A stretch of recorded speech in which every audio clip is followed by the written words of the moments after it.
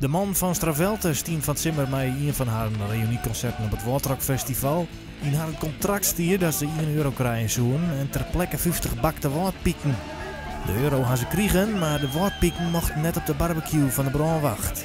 En Johan Koster van Waterrock had de man om alle weekend 2 waardpieken op de barbecue te gooien. Hoeveel ben we nou? We zitten nu op 27 stuks, Fopper. 27 stuks. Hoeveel had je op biddy? Ik had 2 heel bij me, dus alles in. Oké, en waar is dit? Dit ben Trientje en Douina. Oké, en die gaan jong. Die gaan jongen op een barbecue. En wat leidt hier? En je leidt in, dus ik ben 28. 28. Dus dan ben er nog 22 te gaan, man. Oké, dus dan maken we tot augustus 2009. Al elke keer in Hensje is dan 22 weken. Ja. Dus dan ben we hard verzimmer.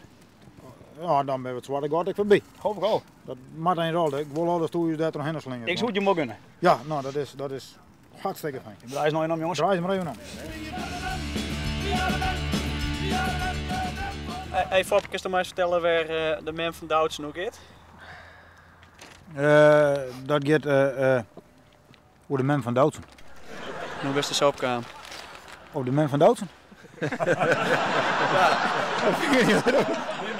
Best, ik vind het hele beste meisje, zowel de heid als de man van Doutsen. Dat noemen we ons tien omdat dat ze graag moeten dat we iets noemen meisjes zoen op Doutsen. En dat ga ik al vaker zijn dat stien me net aan. Dus de man van Doutsen, daar hiek ik volle meer mee. Ja, daar ben ik ooit een keer kwam, eerst 5 minuten hierin. En ja, ik denk dat mag wat doen. De reuniesingle, De Man van Doutsen, kwam op nummer 15 binnen in de Friese top 100. Hoe gaan ze dat ze regelen? Zo, de man van Chill die een telefoonboek kopieert. En van het telefoonboek hebben ze alle info, weet ik het wat, huppelde pup, ad. En dan hebben ze bestookt.